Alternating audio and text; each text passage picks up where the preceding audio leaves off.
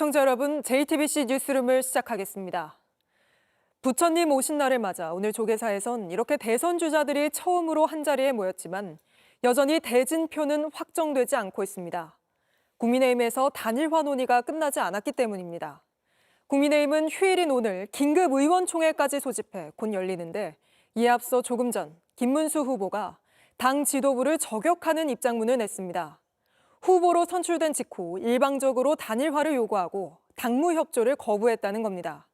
그러면서 단일화는 한덕수 후보뿐 아니라 이준석 후보, 또 이낙연 전 총리 등을 포괄한다고도 했습니다. 저 소식 김태영 기자입니다.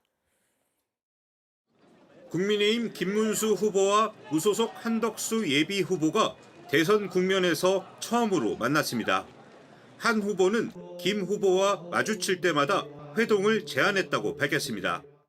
김문수 대표 후보가 원하는 시간과 장소를 가리지 않고 오늘 중으로 만나자 이렇게 말씀드렸고 제가 한 3번쯤 말씀드렸습니다.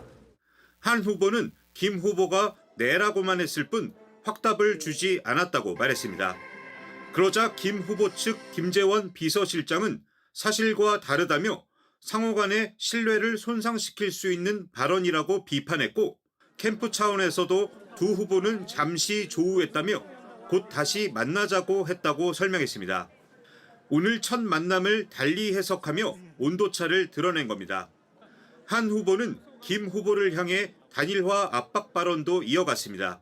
우리나라를 제대로 통합하고 협치하고 이런 국제적인 아주 어려운 환경에 대응할 수 있는 그런 데를 향해서 힘을 합쳐야 된다 이렇게 생각합니다. 김 후보는 말을 아꼈습니다.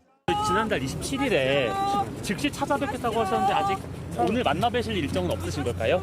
저희 후보님 식사 가시니까. 대신 입장문을 통해 단일화 추진 기구가 구성되면 단일화를 빠르게 추진할 수 있다며 한 후보뿐 아니라 이준석 개혁신당 후보 등 다른 후보들까지 단일화 대상으로 거론했습니다. 김 후보 측은 한 후보를 직접 겨냥하는 듯한 모습도 보였습니다. 전날 김 후보가 한센인 마을을 찾아간 영상을 공개하며 누군가는 서울 중심에서 사진을 찍고 기자회견만으로 시작을 알렸다고 했는데 한 후보가 지난 2일 대선 출마 선언 직후 쪽방촌을 찾은 걸 저격한 것 아니냐는 해석이 나옵니다. 이후 김 후보 측에선 논란을 우려한 듯 해당 문장은 지우고 보여주기식 기자회견이나 정치인들과의 만남이란 표현으로 수위를 조절했습니다. JTBC 김태영입니다. 김문수 후보가 당장 단일화 협상 테이블에 나서지 않자 국민의힘에선 버티면 역사의 죄인이 될 거란 말까지 나왔습니다. 휴일에 긴급 의원총회까지 열며 자기 당 후보에게 무소속 후보와 단일화하라고 압박하는 모습입니다. 최은수 기자입니다. 김문수 후보 측이 단일화 협상에 안 나서며 사실상 본선 완주의 의지를 내비치자 마지막 투표 연계는 김문수 후보가 기호 2번 김문수 후보가 적혀 있을 것이라고 확신하고 있습니다.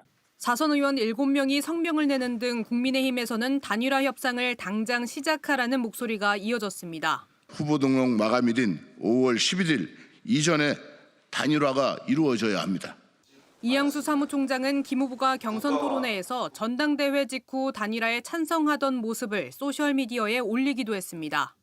김 후보가 약속을 안 지키고 있다는 건데 한 중진 의원도 JTBC에 한덕수와 단일화를 하겠다고 해 경선에서 당원들의 지지를 받았는데 신뢰를 해쳐서 되겠느냐고 비판했습니다.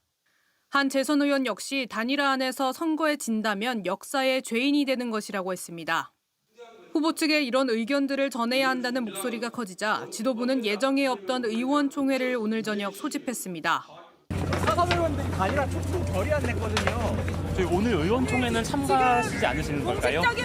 잘 모르겠습니다. 그럼 내가 이따가 보고. 대신 입장문을 통해 대통령 후보인 자신에게 당무 우선권이 있다며 당이 일방적으로 단일화 진행을 요구한 것 등에 대해 유감을 표했습니다. JTBC 최은수입니다. 이렇게 국민의힘이 단일화로 진통을 겪는 사이 민주당 이재명 후보는 반내란 세력을 강조하고 있습니다. 김문수, 한덕수 두 후보 모두 내란 사태에서 자유롭지 않다는 점을 겨냥해 발언 수위를 끌어올렸는데 이 소식은 김한수 기자가 보도합니다. 경기도 양평을 찾은 이재명 더불어민주당 대선 후보는 양평 주민들을 만나 김건희 여사를 둘러싼 고속도로 노선 변경 의혹을 겨냥한 듯한 발언을 했습니다. 공적 권한을 가지고 내 땅값 올리고 내가 뭔가 이익을 취해보겠다 이런 사람들은 공직을 하면 안 돼요. 길은 똑바로 가야지. 똑바로. 왜 돌아가냐 말이에요. 지난주 접경 지역과 동해안을 방문한 이 후보가 이번 주엔 경기도 지역에서 이른바 경청 투어 일정을 이어갔습니다. 이 후보는 이곳 양평시장에 와서 문구점에 들러 물건을 사고 지역민들에게 민생경제 회복을 약속했습니다. 어린이날을 맞아 아동수당 지급 연령을 18세 미만으로 확대하는 등의 아동 공약도 내놨습니다. 여주에 도착해선 단일화를 추진 중인 김문수 국민의힘 대선 후보와 한덕수 무소속 대선 예비후보를 향해 견제구를 던졌습니다. 두 분을 보니까 좀 안타까운 생각이 들었어요. 통합은 다 좋은 거긴 한데 제가 내란 연대인가? 뭐 이런 생각이 갑자기 들었습니다. 또 헌법 파괴자와 통합할 수는 없다며 윤석열 정부의 국무위원을 지낸 두 사람이 12.3 내란 사태의 책임에서 자유롭지 않다는 점도 강조했습니다. 같은 시간 이 후보의 배우자 김혜경 씨도 경기 양주에 있는 청년사를 찾아 종교계를 중심으로 지원에 나섰습니다. 오후 늦게 충북 음성과 진천까지 방문한 이 후보는 내일도 충청과 전북을 돌면서 지방 일정을 이어갈 계획입니다. JTBC 김한수입니다. 이재명 후보의 대법원 판결이 대선 가도에 어떤 영향을 줄지도 관심인데요. 오늘 나온 여론조사에서 이 후보의 지지율과 민주당 지지율은 지난 대비 소폭 하락했지만 여전히 대선 후보들 중 1위를 지키는 걸로 나타났습니다. 또 국민의힘 김문수 후보와 무소속 한덕수 후보의 적합도 조사에선 한덕수 후보가 김문수 후보를 앞섰습니다. 강희연 기자입니다. 지난달 30일부터 사흘간 실시한 리얼미터 여론조사입니다. 조사 기간 중 이재명 민주당 후보의 공직선거법 위반 사건이 유죄 취지로 파기환송됐고 무소속 한덕수 예비 후보가 출마를 선언했습니다. 이 후보는 김문수 국민의힘 후보를 포함한 3자 대결에서 46.6%로 27.8%를 기록한 김 후보를 오차범위 밖에서 앞질렀습니다. 다만 지난주 50%대까지 올랐던 이 후보는 한 주 새 4.3%포인트 하락했고 김 후보는 4.5%포인트 올랐습니다. 한덕수 후보와의 3자 대결에서도 이 후보는 46.5%를 얻어 34.3%의 한 후보를 앞섰는데 이재명 후보와의 격차는 한 후보가 김 후보보다 좁았습니다. 차기 집권 세력 선호도에선 정권 교체가 51.5%, 정권 연장이 42.8%로 전주에 비해 각각 5.3%포인트 하락하고 5.1%포인트 늘어났습니다. 정권 교체로는 진보와 중도층에서도 각각 5.6%포인트와 4.1%포인트 하락한 걸로 나타났습니다. 민주당의 정당 지지율도 42.1%로 전주 대비 4.7%포인트 하락했는데 국민의힘은 41.6%로 7%포인트 올라 오차 범위 내에서 접전을 보였습니다.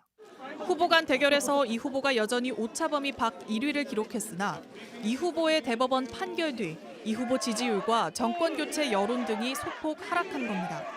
전문가들은 이 후보의 법정 리스크와 국민의힘 경선 컨벤션 효과 등이 반영된 결과라면서도 김 후보와 한 후보 간 단일화 논의가 고착화될 경우 컨벤션 효과가 반감될 수 있다고 전망했습니다.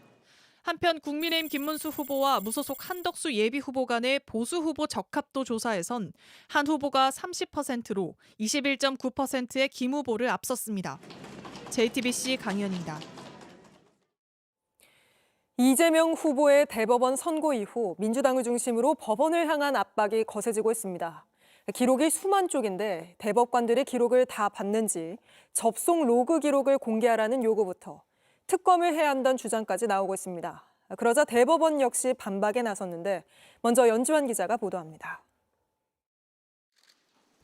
전원 합의체에 회부된 뒤 9일 만에 선고가 나오자 야권은 크게 반발했습니다. 이틀 만에 6, 7만 페이지에 이르는 기록을 읽었다고 대법관님들이 주장한다면 그거야말로 심각한 허위사실 공표 아닙니까? 대법관들이 기록을 봤는지 접속 기록까지 공개하라는 압박이 이어졌습니다. 문건이 접수되는 대로 질체 없이 읽어보고 또 숙지에 따르는 이런 부분을 대법관별로 개별적으로 언제 이 전자문서를 언제부터 언제까지 제대로 읽었는지를 답변해 주셔야 돼요. 민주당과 조국혁신당 등이 문제 삼는 기록엔 1, 2심에서 사실관계를 정리하며 나온 증거와 수사 재판 기록 등이 모두 포함됩니다. 이런 방대한 양의 기록을 전원합의체 12명이 모두 읽기엔 시간이 부족했을 거라고 의심하고 있는 겁니다. 이런 맥락에서 대법원에 대한 수사가 필요하다는 주장까지 나옵니다. 조희대 3차 내란이라는 지적을 반박할 수 있습니까? 조희대 대법원장을 향한 청문회와 국정조사, 특검이 필요합니다. 하지만 대법은 모든 기록을 반드시 봐야 하는 건 아니라는 입장입니다. 대법원은 대법원 상고 이유를 판단하는 곳이라며 판단에 필요한 기록은 당연히 본다고 설명했습니다. 또 전자 기록을 보기 위해 접속해서 봤는지를 따지는 건 완전히 본질에서 벗어난 것이라고 강조했습니다. 대법은 1, 2심의 법리 적용을 판단하는 곳인데 전산화된 모든 페이지를 접속 과정을 거쳐 모두 보았냐고 공격하는 건 부당하다는 취지입니다. 대법은 검찰로부터는 300여 쪽의 상고 이유서를, 이 후보 측으로부터는 26쪽과 46쪽의 답변서 2건을 제출받은 바 있습니다. 논란을 의식한 듯 대법은 판결문에도 빠른 진행의 이유를 담았습니다.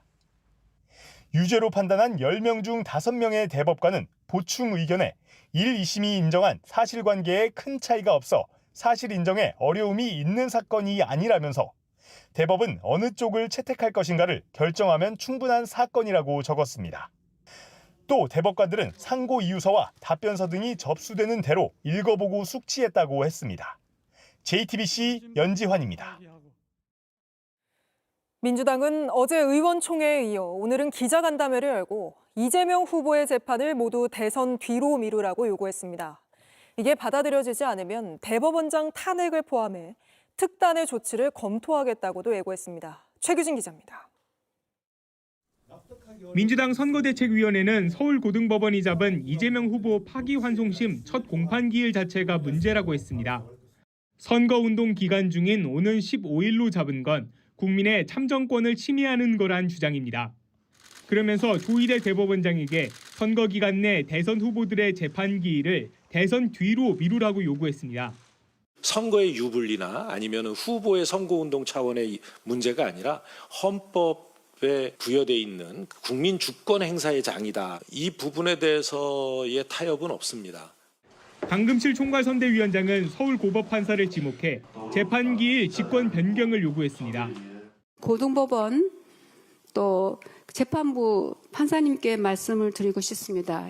이 사건에 대한 재판은 정지돼야 합니다. 지정된 기일은 직권으로 변경하시고.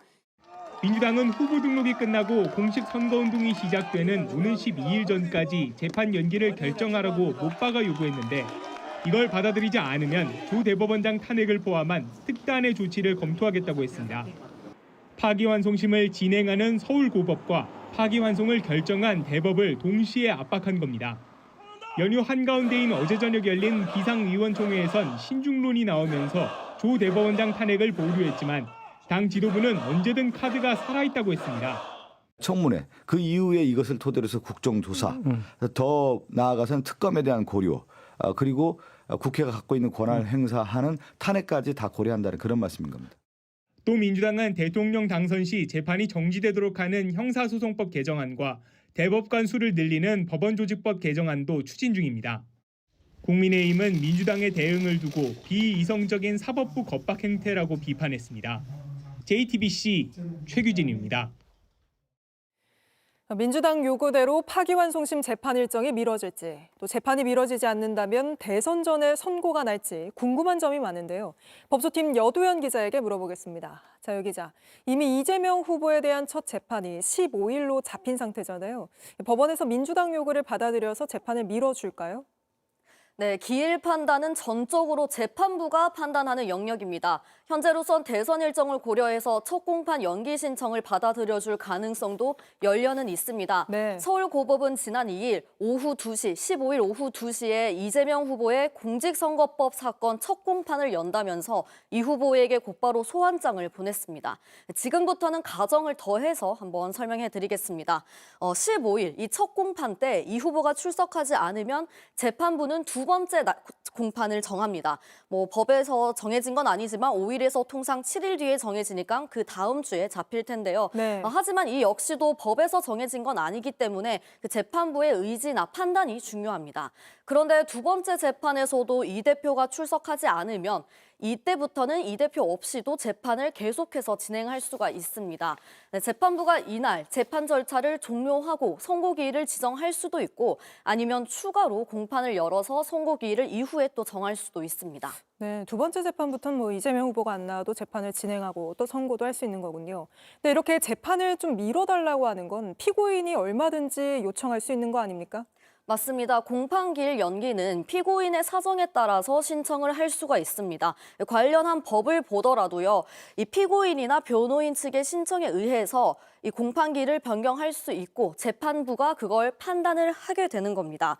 재판부가 기일을 늦추겠다라고 판단을 하면 지금 나와 있는 이 절차가 당연히 뒤로 전체적으로 밀리는 겁니다.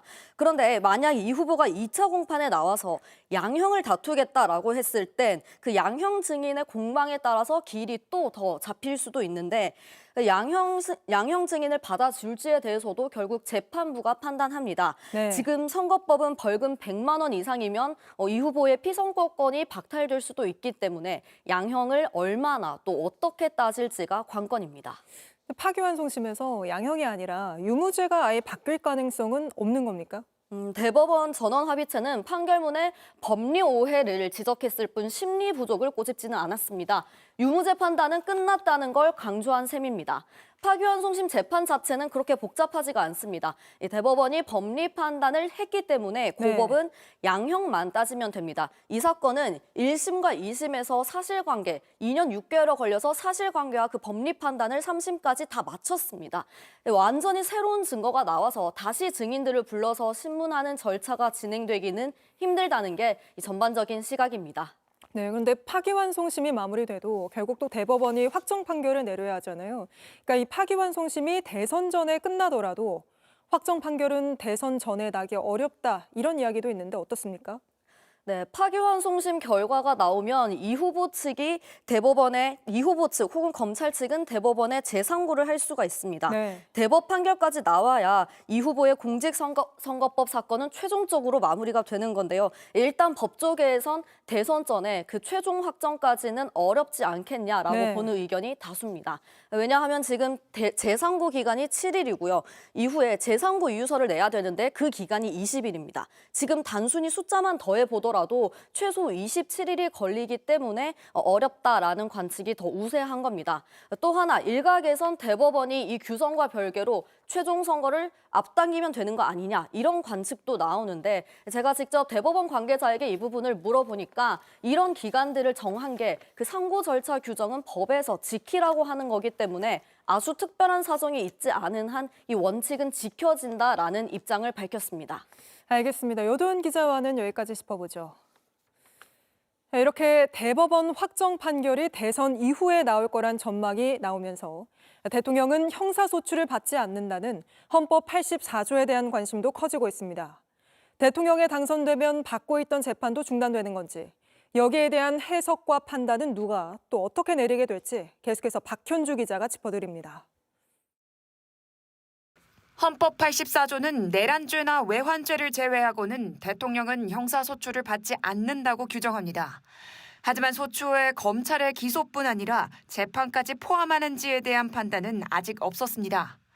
그래서 이재명 후보가 대통령에 당선된다고 가정할 경우 헌법 84조에 대한 해석이 처음 나올 수 있습니다. 이 후보는 당선되면 재판도 중지되는 게 맞다는 취지로 말했지만 소는 기소를 말하고 추는 소송 수행을 말하는 것이어서 어쨌든 정지된다는 게 다수설이죠. 국민의힘에선 보궐선거를 해야 할 수도 있다며 재판을 이어가야 한다고 주장하고 있습니다. 그렇다면 대선 후에라도 대통령이 당선되더라도 보궐선거를 열어야 되는 상황이 있지 않겠습니까? 만약 파기환송심이 6월 3일 대선 이후로 이어지거나 대선 전에 나왔더라도 대법의 최종 판결이 남아있는 상황에서 대법원이 재판을 중지해야 한다고 판단할 경우 재판이 계속돼야 한다고 원하는 쪽에선 대통령이 되더라도 진행 중이던 재판은 계속해야 한다는 취지로 헌법재판소에 권한쟁의를 청구할 수 있습니다. 반대로 법원이 재판을 계속 진행하면 당선된 이재명 후보 측이 헌재 판단을 받기 위해 나설 걸로 보입니다. 84조 판단은 이재명 후보에게 중요합니다. 이 후보는 선거법 외에도 대장동 사건, 대북송금, 위증교사, 법인카드 유용 사건 재판을 받고 있기 때문입니다. 상황에 따라 차이가 있을 수 있지만 결국 6월 대선을 전후로 헌법 84조에 대한 헌재의 판단이 나올 가능성이 커지고 있습니다. JTBC 박현주입니다. 검찰의 건진법사 의혹과 관련해 조만간 김건희 여사를 소환해 조사할 거란 전망이 나옵니다.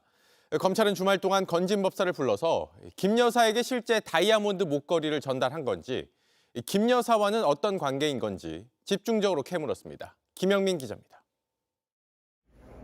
검찰이 건진법사를 다시 불러 조사한 건 지난 토요일입니다. 지난달 30일 윤석열 전 대통령 부부 자택 등을 압수수색한 지 사흘 만입니다.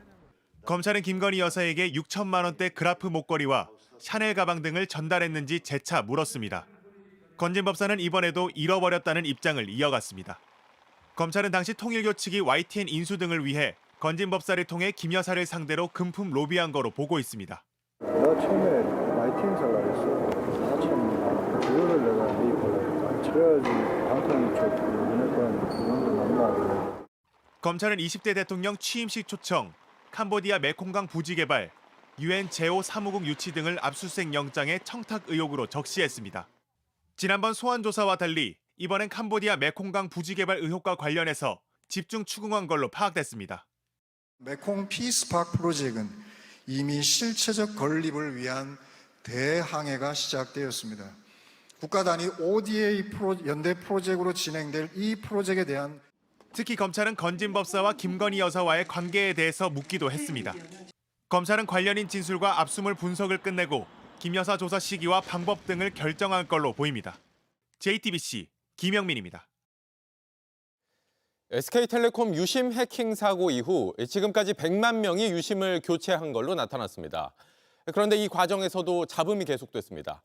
유심을 바꾸자 휴대전화가 아예 먹통이 돼서 전원조차 켤 수 없는 경우까지 발생했습니다.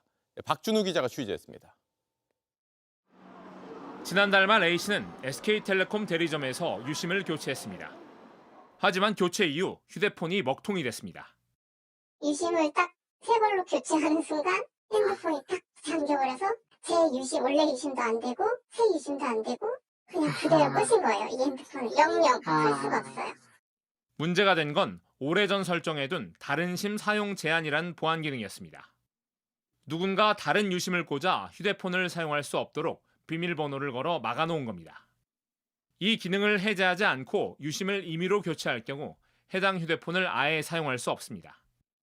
결국 A씨는 휴대폰 메인보드를 갈거나 새로 사야 하는 상황이 됐습니다. 기능 해제 여부를 미리 확인하지 않고 유심을 교체한 대리점은 물론 SK텔레콤은 해당 기능이 있는지도 몰랐다는 입장입니다. 교육을 받은 적이 없다. 저는 여기에서 10년 이상 통신사에서 일을 했지만 근데 이런 기능을 처음 봐요. 고객센터에서 자기들은 그 기능에 대해서 다 알 수 없다. 취재가 시작되자 SK텔레콤 측은 극히 드문 사례라면서도 고객에게 유리한 방향으로 조치를 취하겠다고 밝혔습니다. 서버 해킹 사태 이후 오늘까지 유심을 교체한 인원은 100만 명.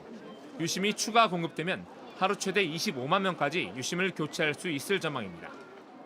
유사한 피해가 발생하지 않도록 해당 기능에 대한 안내나 교체 담당자를 상대로 한 교육 등 예방책이 필요해 보입니다. JTBC 박준호입니다. 최근 땅꺼짐 사고가 유난히 자주 발생하고 있습니다. 무분별한 지하 공사가 가장 큰 원인이란 지적이 많은데 경기 용인시에도 사고 우려가 큰 곳이 있습니다. 땅을 파헤쳐놓고 방치한 탓에 주변 도로가 내려앉은 상태라고 합니다. 정인아 기자가 취재했습니다. 경기 용인에 있는 한 공사 현장입니다. 땅을 파놓고 나무 판자와 기둥으로 가벽을 세운 흔적이 있습니다. 바닥 곳곳을 천막으로 덮어놨지만 관리가 잘 되고 있지 않습니다.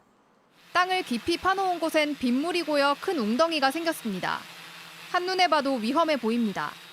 용인시가 2022년 10월 지하 2층, 지상 2층 규모의 체육시설을 짓겠다고 공사를 시작했는데 땅만 파놓고 중단됐습니다. 시공사가 근로자들에게 임금을 주지 못해 분쟁과 소송이 이어지며 2년 넘게 현장이 방치됐습니다. 주민들은 무섭습니다. 공사하고 봤던 대구대고 좀 갈라져. 지금 쭉쭉쭉 다 갈라져 나가잖아요. 그래서 실밥까지 다 올리는데요. 공사 현장 바로 앞엔 고압가스관이 있다는 경고 안내판이 있습니다. 현장 바로 옆 건물은 지진이 발생했을 때 긴급 대피소로 쓰이는 장소라고 적혀 있습니다. 하루에도 한 6, 7번 왔다 갔다? 집이 여기 있다 보니까 지금 보시면 이런 데 도로가 지금 금이 가여 있잖아요. 아무래도 그런 부분에 대해서는 조금 걱정은 되죠. 용인시는 계측기를 달아 싱크홀 원인이 되는 지하수 상황을 모니터링하고 있다고 했습니다. 하지만 전문가들은 이것만으론 부족하다고 지적합니다. 지하수에 의해서 되는 것도 있지만은 토류벽이 부실해가지고 밀리는 수가 있어요. 비가 오면은 점점 더 토류벽이 지탱해주는 게 약해지겠죠. 올 3월 서울 명일동 대형 싱크홀 사고 후 일주일 만에 관련 민원이 415건 접수됐습니다. 싱크홀에 대한 공포는 근거가 있었습니다. JTBC 정인아입니다. 윤 전 대통령은 취임 직후 2032년에 우리 탐사선을 달에 착륙시키겠다고 약속했습니다. 그런데 이걸 지키기가 사실상 어려워진 걸로 JTBC 취재 결과 확인됐습니다. 달 착륙 프로젝트 왜 불투명해진 건지 김민 기자가 설명해 드립니다. 윤석열 전 대통령은 취임 100일을 맞은 2022년 8월 미 항공우주국을 모델로 한 우주항공청을 설립하겠다고 밝혔습니다. 같은 해 정부는 달에 착륙선을 보내는 차세대 발사체 사업을 승인하고 지난해 5월엔 우주항공청도 출범했습니다. 2032년에 달에 우리 탐사선을 착륙시키고 그런데 최근 우주청이 발사체를 재사용하는 방식으로 바꾸겠다고 밝혔습니다. 재사용 방식을 사용한 스페이스X가 관련 시장을 독점하고 있는 데다 중국도 2033년에 재사용 방식으로 첫 발사를 하겠다고 공언하는 상황에 발사체 경쟁에 뒤처지지 않기 위해서라는 겁니다. 문제는 우주청이 변경된 방식으로 과기정통부에 사업 변경을 요청했지만 해당 안이 통과되지 못하며 불거졌습니다. 과기정통부는 엔진이 기존 사업과 다르고 기존 예산보다 15%를 더 쓸 것이란 이유를 댔습니다. 일부 전문가들은 차세대 발사체 사업이 원점으로 돌아갔다고 지적합니다. 익명을 요구한 한 전문가는 스페이스X도 개발에 6년이 걸렸다면서 2032년 달 착륙은 불투명하다고 전망했습니다. 과기정통부로부터 퇴짜를 맞은 우주청의 재사용 발사체는 이제 기획재정부의 적정성 재검토를 받아야 본격적으로 시작될 수 있습니다. 이마저도 오는 9월에야 결론이 날 걸로 보입니다. 기재부 관계자는 JTBC 취재진에게 시급한 국가 사업이기 때문에 결론을 빨리 낼 것이라고 밝혔습니다. JTBC 김민입니다. 서울대 공원 동물원에서 지난 한 달 동안 천연 기념물 11마리가 잇따라 폐사한 걸로 확인됐습니다. 저어새나 남생이 같은 토종 동물들인데 이번에도 공원 측의 관리가 부실했다는 지적이 나오고 있습니다. 이은진 기자가 취재했습니다. 어린이날을 맞은 동물원이 아이들로 북적입니다. 동물원 이곳저곳을 뛰놀던 아이들은 저마다 뺨 위에 수달과 여우를 그려놨습니다. 아이들한테 멸종위기종이 어떤 동물이 있는지 알려주고. 그런데 정작 이 동물원에서 지내던 멸종위기종 중 11마리는 지난 한 달 사이 폐사했습니다. 천연기념물이자 한국 토종종인 남생이와 저어새입니다.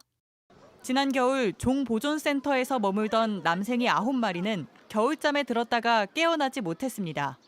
서울대공원은 폐사 이유에 대해 온도 변화에 적응하지 못했다고 해명했습니다.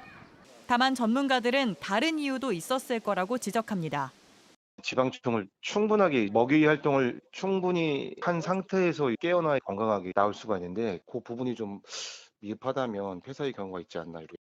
멸종위기 1급인 저어새 2마리도 같은 시기 폐사했습니다. 둘 중 한 마리는 사망 원인조차 찾지 못했습니다. 서울대공원에서의 잇따른 폐사는 예전부터 지적돼 왔습니다. 1년에 100마리 이상은 죽 폐사를 냈더라고요. 25%만 노령으로 폐사를 냈고 나머지 75%는 질병, 사고에 의해서 폐사를 했습니다. 이유도 다양합니다. 시베리아 호랑이는 신장병으로, 코끼리는 발톱 염증으로 죽었습니다. 동물종을 연구하고 보전하는 기관에서 기본적인 건강관리조차 못하고 있다는 지적이 나옵니다. 30년 전 서울대 공원은 더 이상의 죽음을 막겠다며 동물 위령비를 세웠지만 동물들의 폐사는 여전히 이어지고 있습니다. JTBC 이은진입니다. 네, 오늘은 대립과 반목을 내려놓고 이해하고 화합하자는 부처님 오신 날입니다. 역대 최악의 산불이 덮쳐 잿더미가 된 사찰에도 오늘 오색 연등이 걸렸습니다. 윤두열 기자입니다. 향기 가득했던 소나무 숲길엔 아직 탄내음이 남았습니다. 서울 면적 1.5배를 태운 역대 최대 규모 산불은 천년을 지켜온 고운사 정각들을 불태웠습니다. 보물 가운루와 연수전도 돌무더기와 잿더미로 남았습니다. 작년에 여기 왔을 때 우리 공양하기 전에 여기 와서 이제 앉아서 기도도 하고 다 했는데 종이 다 탈 정도로 이렇게 심하게 다 이렇게 너무 가슴이 아픕니다. 폐허 위에도 봄은 왔고 새싹이 다시 폈습니다. 형형색색 연등도 달았습니다. 깨져버린 범종을 울릴 수 없어 녹음한 종소리를 틀었지만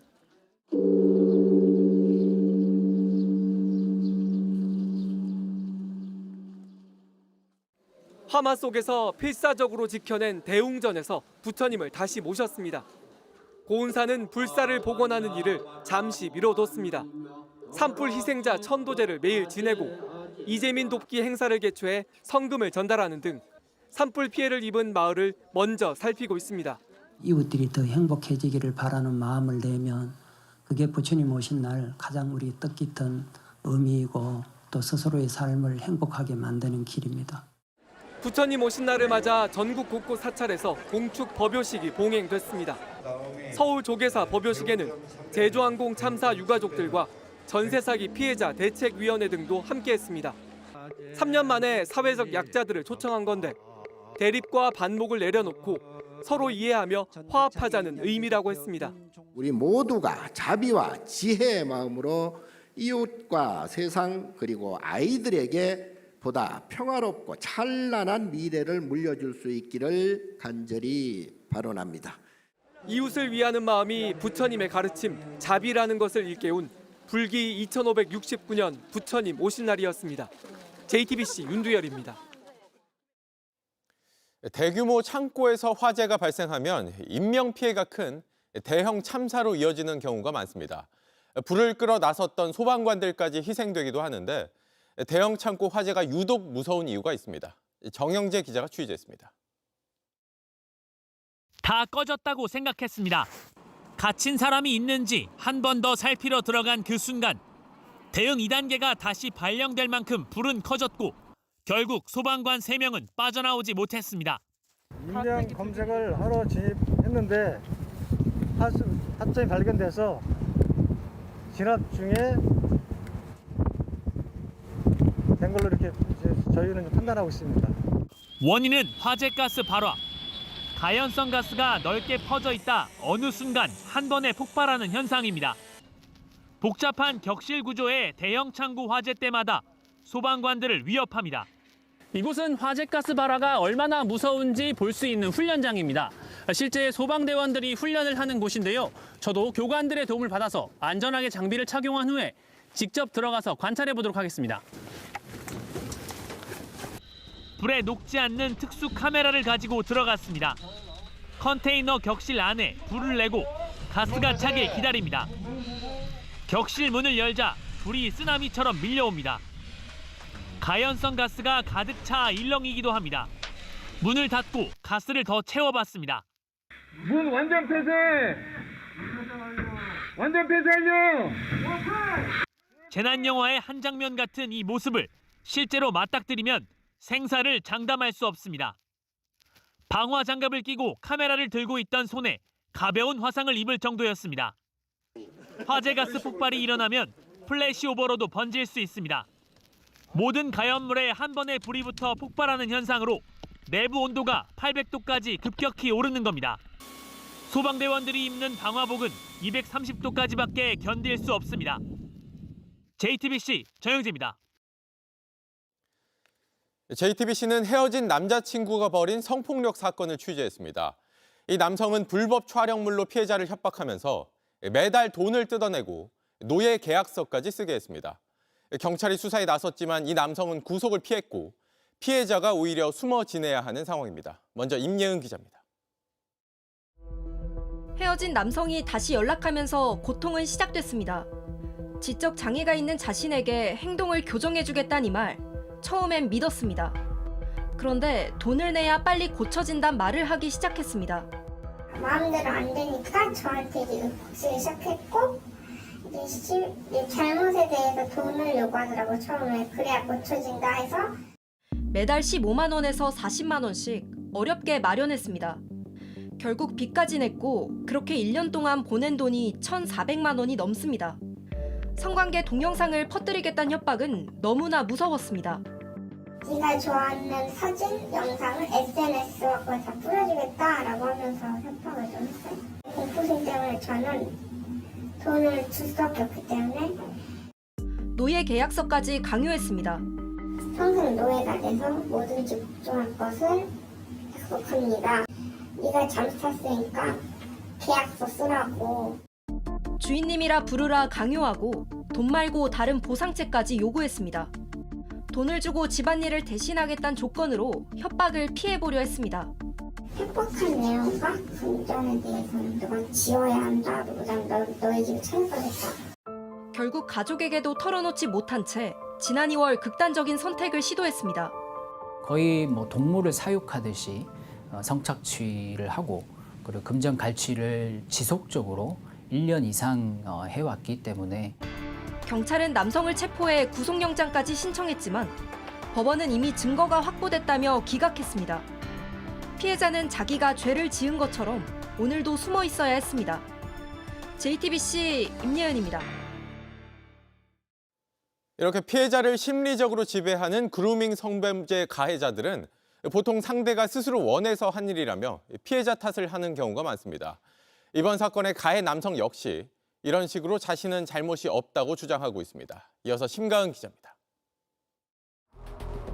서로 사랑하는 사이였다는 남성의 주장에 피해자 가족은 분노했습니다.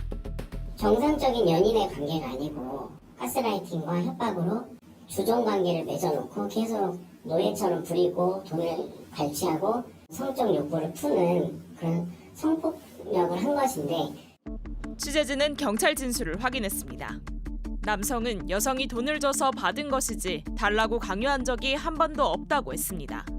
또 여성이 협박을 당했다고 한 뒤에도 자신의 집에 자주 놀러 왔다고도 강조했습니다. 휴대전화에 협박하는 문자와 성관계 영상이 남아있지만 부인합니다. 너는 내 손에 가만두지 않겠다. 근심이 가족한테 짜증내면서 누군가 진짜 알아주길 바랬어요. 솔직히 지금도 좀 무서워요. 밖에 나가기를. 심리적으로 지배한 뒤 성폭력을 가하는 걸 그루밍 성범죄라고 합니다. 미성년자가 주 피해자고 사이비 종교단체에서도 종종 피해가 발생합니다. 피해자 동의, 상대와의 합의 등을 이유로 수사망을 빠져나가기도 합니다. 가해자한테 호감이 있어서 요구를 자진해서 따라준 것 아니냐. 피해 기간이 상당히 긴데 왜 신고를 하지 않았느냐. 이런 식의 어떤 2차 피해를 주거나.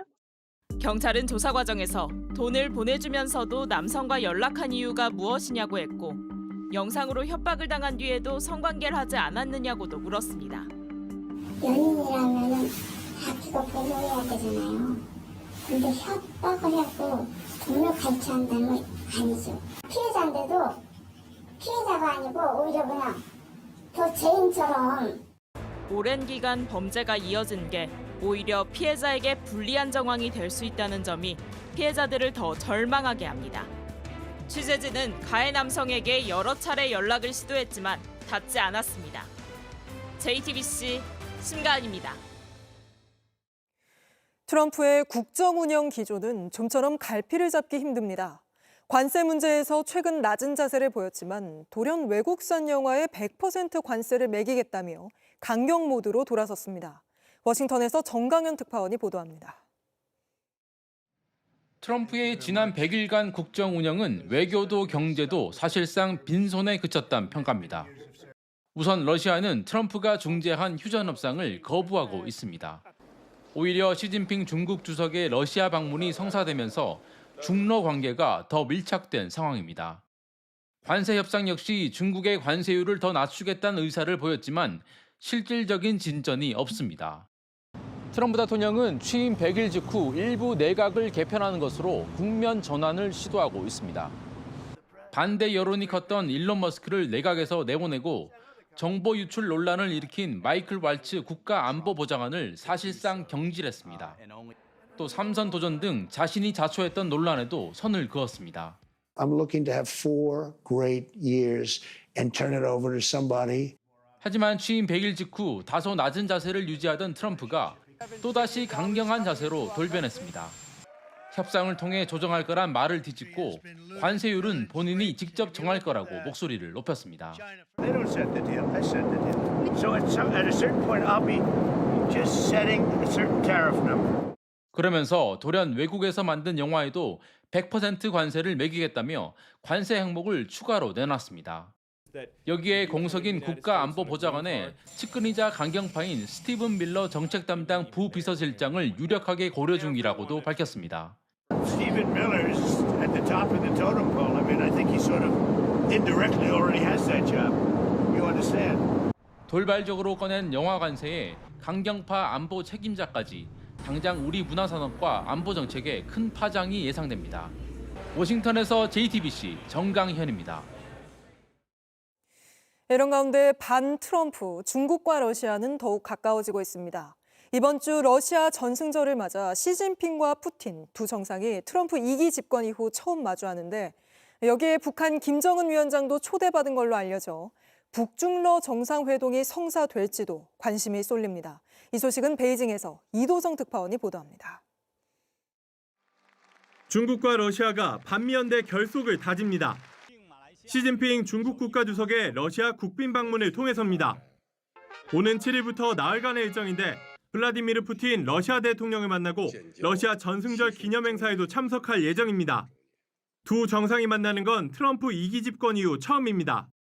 관세 전쟁이 본격화하자 중국은 재빨리 우군 확보에 나섰습니다. 트럼프발 관세로 타격을 입은 동남아 3국과 공감대를 나눈 데 이어 러시아와도 머리를 맞대는 겁니다. 중국 외교부는 두 정상이 국제 문제에 관한 전략적 소통을 할 것이라며 미국을 겨냥한 듯 모두에게 이로운 경제 세계화를 추진할 것이라고 강조했습니다. 미중 양국의 협상 가능성도 꾸준히 흘러나오지만 관세 전쟁은 여전히 양보 없는 평행선을 달리고 있습니다. Want a fair deal with China, but China's been ripping us off for many years, so maybe something should be thought about, you know, a little bit of retribution. 이번 행사에서 북중러 3국 정상이 한자리에 모일지도 관심이 쏠립니다. 초청 명단에 김정은 북한 국무위원장도 포함된 것으로 알려졌기 때문입니다.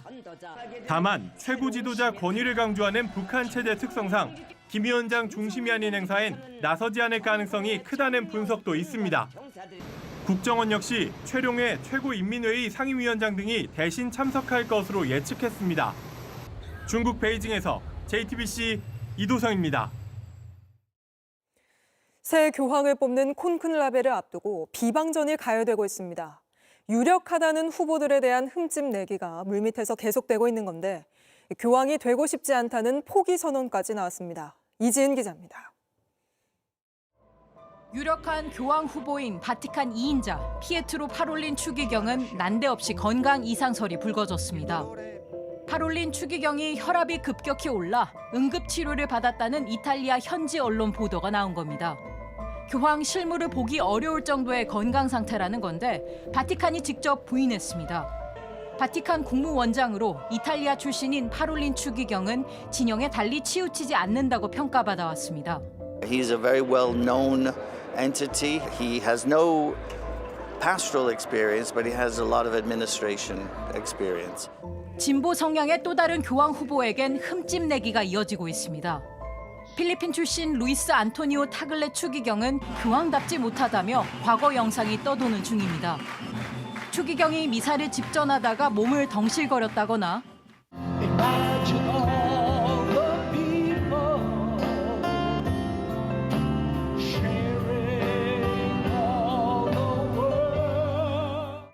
천국이 없는 걸 상상해보라는 가사가 든 이 노래를 불렀다며 자격 없다는 식입니다.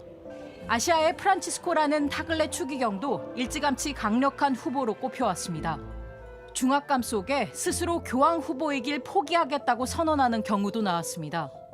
교황이 되면 도망치겠다고까지 한 크리스토발 로페스 로메로 추기경은 교황이 되고 싶다는 건 권력에 목마른 것일 뿐이라고 지적했습니다. 소리 없는 암투 속에 새 교황을 뽑는 콘클라베는 현지 시간 7일 바티칸 시스티나 성당에서 시작됩니다. JTBC 이지은입니다.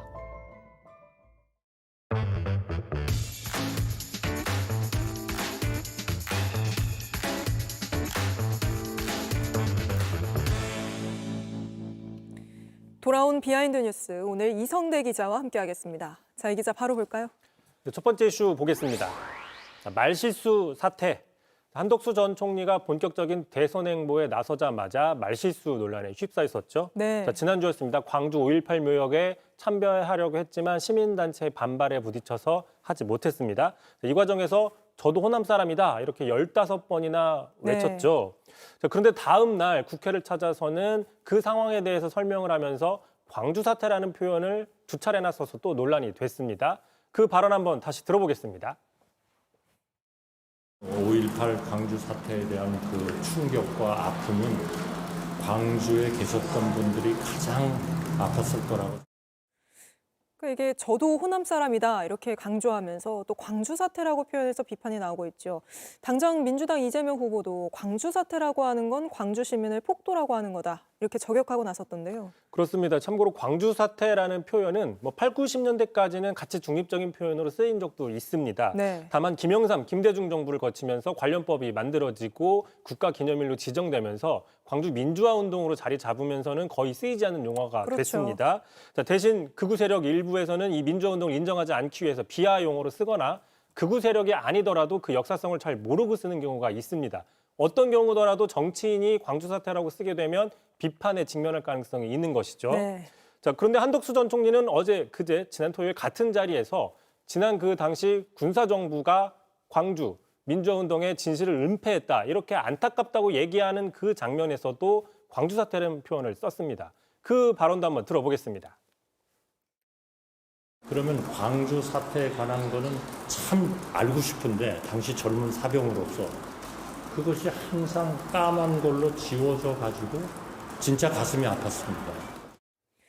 지금 한덕수 후보 쪽에서는 그냥 단순히 말실수다 이렇게 해명을 했죠. 그렇습니다. 결국 15번이나 저는 호남 사람이다라고 외쳤지만 바로 그 다음 날 광주 사태라고 2번이나 말한 셈이라 진정성 논란이 나오는 셈이고요. 네. 말씀하신 것처럼 한덕수 캠프의 이정현 대변인은 앞뒤 맥락을 보더라도 당연히 저 광주 사태라는 발언은 단순한 말실수다라고 해명을 했습니다. 다만 18년 전에도 비슷한 논란이 있었는데요. 네. 2007년이었죠. 대선을 앞둔 당시 이명박 후보가 광주를 방문해서 광주 사태, 5.18 사태 이런 식으로 표현을 해서 역사인식이 부재하다 이런 문매를 맞았고요. 당시 같은 당에서 세게 치열하게 경쟁했던 박근혜 후보 쪽에서도 날선 비판을 내놨습니다. 당시 보도를 보시면요. 이명박 후보가 광주 사태 발언, 또 관기, 기생 발언, 장애인 비하 발언 같은 끊임없는 언행으로 핵폭탄이 됐다. 이렇게 불안한 후보로는 대선에 백전백패가 불을 보듯 뻔하다라면서 상당히 날선 MB의 말실수를 공격했는데 이 당시 박근혜 캠프에서 논평을 낸 사람이 바로 한덕수 캠프에 지금 있는 이정현 대변인입니다. 이정현 대변인이 이때는 또 이렇게 이야기를 했었군요. 그렇습니다. 한덕수 전 총리가 자신이 또 호남 사람이다 이렇게 강조하는 바람에 이 논란을 더 키운 측면도 있는 거 아닙니까? 그렇습니다. 말씀하신 것처럼 저는 호남 사람이다라면서 지역 정서에 호소한 거는 고향 논란 때문이 아니냐 이런 분석들이 정치권에서 많이 나오고 있는데요. 네. 자, 1997년이죠. 김영삼 정부 마지막에 차관으로 승진하면서 고향을 서울이다 이렇게 언론 보도가 나온 적이 있습니다. 하지만 1년 뒤에 정권 교체가 됐죠. 김대중 정권 초기였습니다. 1998년에는 그 외교부의 통상교섭본부장이 됐는데 당시에는 또 같은 언론에서 전북 임실로 고향이 표기가 됐습니다. 현재는 전북 전주로 표기가 되고 있죠. 아, 그렇습니까? 계속 바뀌는군요. 알겠습니다. 다음 이슈도 볼까요? 자, 두 번째 이슈 바로 보겠습니다. 자, 그 개와 산책. 자, 윤석열 전 대통령의 근황이 잊을만 하면 한 번씩 보도가 되고 있는데요. 자, 오늘 또 근황이 소개가 됐습니다. 오늘 한강공원에서 저렇게 반려견을 데리고 산책하는 모습이 포착이 됐는데요. 참고로 저 반려견은 3년 전에 입양한 걸로 알려진 은퇴 안내견으로 추정이 되고 있습니다. 세로미로 추정이 되고 있는데요.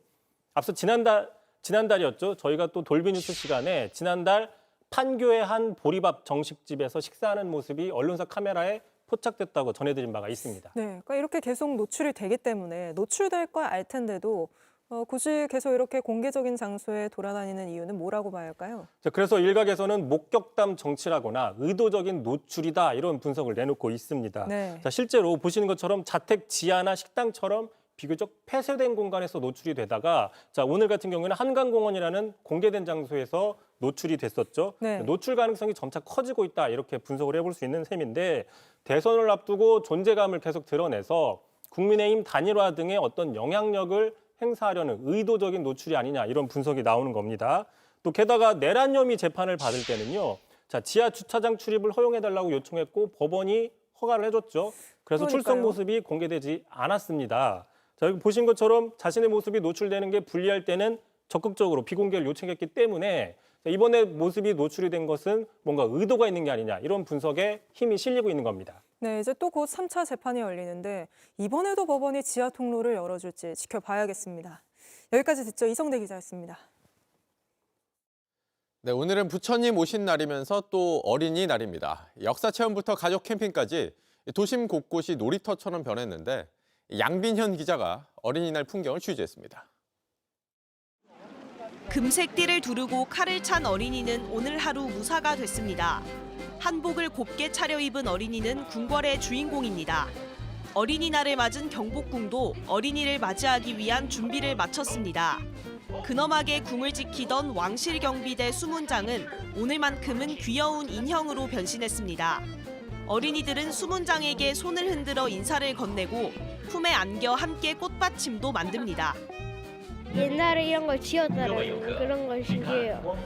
흥미롭고 뭔가 좀 우리 문화에 대해서 알 수 있었던 시간이었어요. 조선시대 군인 선발대회에 도전한 어린이들은 진지한 표정입니다. 창을 내지르고 온 힘을 다해 활시위를 당깁니다. 방패로 무장한 어린이들은 백전백승입니다. 지금까지 한 것 중에서 봉술 공격하는 게 너무 재밌었어요. 어린이날이라 가지고 여기서 행사 같은 거 한다고 해서 왔어요. 이런 프로그램들이 많아가지고 많이 좋아요. 캠핑장도 아이들에겐 새로운 놀이터가 됐습니다. 박자에 맞춰 몸을 흔들고 작은 손으로 문패도 만들었습니다. 너무 즐거운 나머지 어린이들은 벌써부터 학교로 돌아가야 하는 연휴 뒤 일상을 걱정합니다.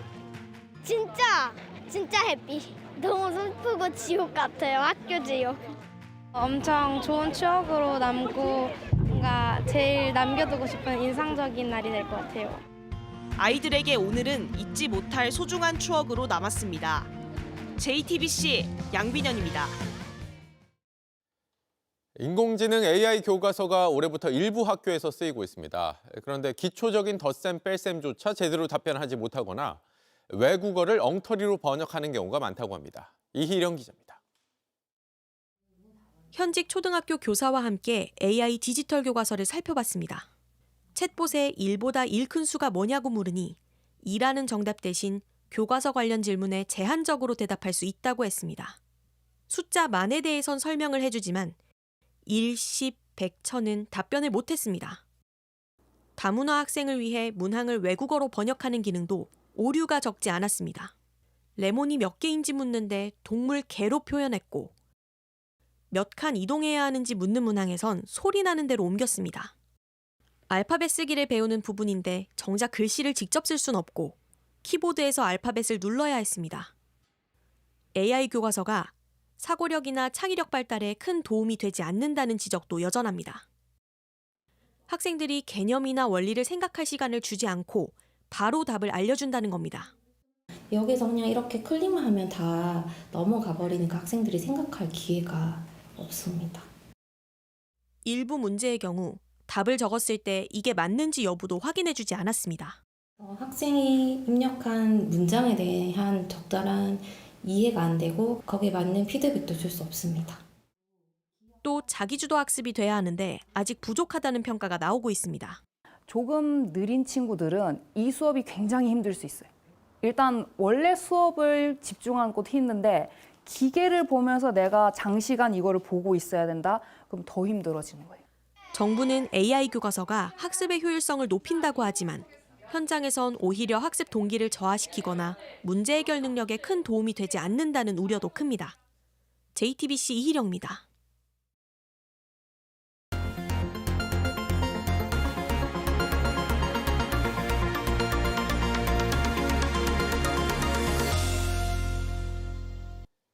부산에서 2년 전 10살 초등학생이 스쿨존에서 숨지는 사고가 있었습니다. 이 때문에 부산시장이 직접 나서서 안전 대책을 발표했는데 2년이 지난 지금 이 대책 제대로 지켜진 게 많지 않고 아이들은 여전히 위험한 상황입니다. 밀착 카메라 이가혁 기자가 취재했습니다. 2년 전 부산의 한 초등학교 앞 어린이 보호구역에서 등굣길에 나섰던 10살 어린이가 숨졌습니다. 무게 1.7톤짜리 커다란 화물이 굴러내려와 어린이를 덮친 겁니다. 그리고 한 달 뒤 박형준 부산시장은 어린이 통학로 종합안전대책을 직접 발표합니다.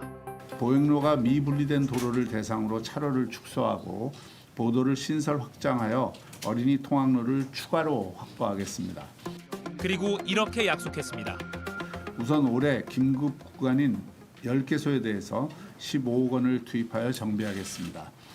이거 잘 지켜졌을까요? 긴급 정비하겠다던 10개 학교를 모두 점검해봤습니다. 네, 초등학교 뒤편 어린이 보호구역입니다. 지금도 이렇게 차가 빠르게 지나가는데 여기 보면 학교 앞 천천히라는 글씨도 그리고 시속 30km를 표시하는 글씨도 전혀 보이지 않는 그런 상황입니다. 그리고 저쪽을 보면 한 몇 시간째 차가 주차된 상황인데 단속은 이루어지지 않고 있습니다. 빠르게 지나는 차 사이로 어린이들이 학교에 갑니다. 부산시가 보행로를 만들어 차도와 분리하겠다. 이걸 2023년 내로 완료하겠다고 약속한 곳인데 아직도 안 지켜진 겁니다. 차들이 이제 두 개가 서로 이제 먼저 가려고 이리 때면은 애들이 어디로 갈 거라서 차 세로 이리 찡가갖고 이리 내려가야 되고. 또 다른 초등학교 앞 어린이 보호구역. 역시 보행로가 따로 없습니다. 학교 가는 어린이 바로 옆으로 차가 위태롭게 지나갑니다. 네, 이것도 2년 전에 부산시가 긴급하게 고치겠다고 한 10곳 중에 한 곳입니다. 지금 보시면 이 학교 바로 앞 도로는 차도와 보행로가 명확하게 구분이 되는데 지금 제 나머지 세 골목을 보면 이쪽도 모두 보행로와 차도가 구분이 되지 않아서 사람들이 이 오가는 차 사이사이를 피해서 다녀야 하는 그런 상황입니다. 학원이라든지 유치원 이렇게 애들이 움직이는 이런 것들이 너무 밀접하게 있다 보니까 네, 좀 많이 위험한 생각이 들기는 합니다. 다른 것보다도 이제 아이들의 안전이기 때문에 조금만 더 애써주시면 어떨까 하는 생각입니다. 시장이 직접 카메라 앞에서 한 약속인데 왜 이행되지 않았는지 물었습니다. 이 부분은 그때 당시에 예산 반영이 안 되고 안 되었습니다. 그러니까 그거는 부산시 의회에서 통과를 안 시켜줬다는 말씀이시겠네요? 아니 의회가 아니고요. 우리 자체적으로. 자체적으로도 예산이 없어가지고. 긴급한데 왜 안 되고 있어? 이렇게 의문을 가질 수밖에 없잖아요. 긴급하게 지원한다는 거죠. 지원한다는 거였는데. 그게 뭐 되게 긴급한 건 아니고요. 그게 지원한다는 거였어요. 긴급하게, 그러니까 위험한 상황이 긴급하다는 게 아니라 예산을 긴급하게 지원할 곳이다.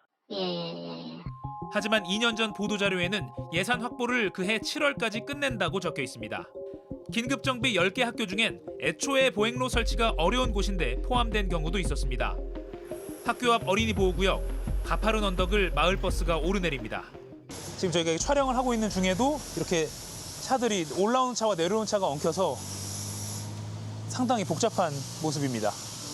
도로 폭이 좁아 일방 통행으로 바꾸지 않는 한 보행로 설치가 어려운데 마을버스가 오르내려야 해 이것도 쉽지 않습니다. 관할구청 역시 학교 바로 앞 구간엔 방호 울타리를 설치했지만 학교 위쪽 언덕길은 포기한 상황. 애초 지킬 수 없는 약속이 나온 배경을 부산시에 다시 물었습니다. 애초에 급하게 한다고 급하게 구청으로부터 수요조사를 받아갖고 10개를 지정했거든요. 근데 막상 하려고 하니까 이게 전장 여건이면 안 맞는 겁니다. 이게. 하지만 브리핑 당시 부산시는 294개 기관, 421명이 참여해 9일 동안 어린이 보호구역 853개를 모두 조사했다며 철저하게 세워진 대책임을 홍보한 바 있습니다. 부산시 관계자는 결과적으로 2년 전 밝힌 10곳 모두 보행로 분리가 아예 불가능하거나 예산 부족으로 이행되지 않았다고 인정했습니다. 다만 긴급 정비가 필요한 또 다른 학교 7곳을 파악해 이 중 4곳의 정비를 완료했다고 설명했습니다. 2년 전 안타까운 어린이 통학로 사고 이후 부산시장은 이렇게 대책을 내놨습니다. 하지만 저희가 점검해보니 급하게 내놓은 것이었고 제대로 이행도 되지 않고 있습니다. 이런 식으로는 또 다른 희생을 막기 어렵습니다. 밀착 카메라 이가혁입니다.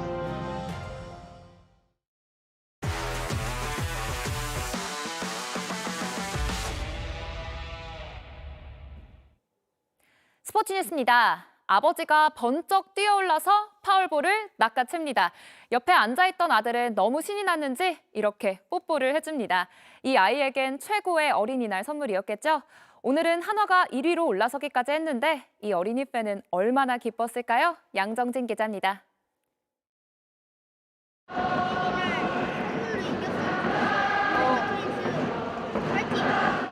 두산이 가을 경기까지 가면 좋겠어요. 두산 화이팅! 어린이들의 간절한 소원이 모인 야구장. 선수들은 그걸 응원 삼아 신나게 달렸습니다. 잠실에선 두산 정수빈이 주인공이었습니다. 1회 시원한 안타로 찬스를 만들어 홈을 밟았고 3회엔 솔로 홈런까지 선물했습니다. 다음 타석에선 2루타까지 때려 사이클링 히트에 3루타만 남겨놓았는데 이후 두 타석은 볼넷으로 출루해 대기록까지는 아쉽게 다다르지 못했습니다. LG는 7회 김현수가 대타로 나서 추격에 적시타를 때리며 희망을 불어넣었지만 두산을 따라잡는 데까진 힘이 붙였습니다. 대전에선 한 어린 팬이 평생 잊지 못할 어린이날 선물을 받았습니다. 관중석으로 날아온 파울볼을 아버지가 잡자 너무 기뻐서 뽀뽀를 해줍니다. 신이 난 야구장, 한화는 문현빈이 흥을 불어넣었습니다. 하루 전 1루에서 안이하게 귀로하다 포수 견제에 아웃당해 교체됐던 악몽을 오늘은 1회 솔로 홈런 환호로 바꿔놓았습니다. 선취점으로 기세를 살린 한화는 3회 노시환의 적시타로 추가점을 뽑았습니다. 문현빈은 8회 말 원아웃에서 안타로 출루해 찬스를 만들었고 이후 최은성의 안타 때 한화가 쐐기점을 뽑는 데 기여했습니다. 한화는 삼성을 주저앉히며 7연승을 달렸고 LG와 함께 공동 선두로 올라섰습니다. JTBC 양정진입니다.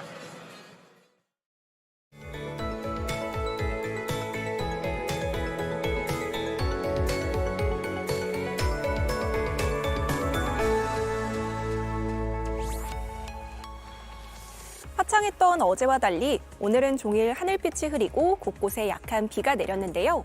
연휴 마지막 날인 내일도 충청 이남을 중심으로 비가 내렸다 그치기를 반복하겠습니다. 5mm 정도로 적은 양이 내리겠고 초강 상태를 보일 때가 많겠습니다.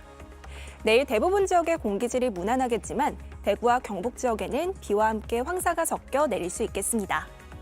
내일은 오늘보다 좀 더 온화해지겠는데요. 서울의 낮 기온이 20도로 오늘보다 5도가량 높겠습니다. 비 소식이 없는 수도권과 강원도는 하늘에 구름이 많이 지나겠습니다. 아침 기온은 서울 10도, 광주 11도로 시작하겠고요. 비 소식이 이어지는 충청 이남 지역은 오늘보다는 높겠지만 낮 기온이 여전히 20도를 밑돌겠습니다. 일상으로 돌아가는 수요일부터는 다시 맑은 하늘이 드러나겠는데요. 다만 금요일에는 남부와 제주를 중심으로 비 소식이 있겠습니다. 날씨였습니다. 자, 다음 4번 문제로 넘어가 볼게요. 혹시라도 방해될까? 모든 순간 조용하게. 타이어, 본질에 대하여. 넥센 타이어. 더 작게 자를 걸 그랬나? 라는 소심한 요리는 그만. 최고 화력을 길게, 맛은 깊게. 쿠쿠의 열기, 식을 줄 모른다. 쿠쿠 인덕션. 얼마나 아름다워. 세상도 우리도 나의 세계를 놀랍게. 널. 센시아 효과 봤죠? 아침엔 다리가 가볍고 오후엔 붓지도 않고 잠잘 때도 안 아프니까 정말 좋아요. 정맥벽을 건강하게 센시아. 다리가 편안하니까 하루가 달라지네요. 센스 있게 센시아. 뉴스룸 저희가 준비한 소식은 여기까지입니다. 시청해주신 여러분 고맙습니다.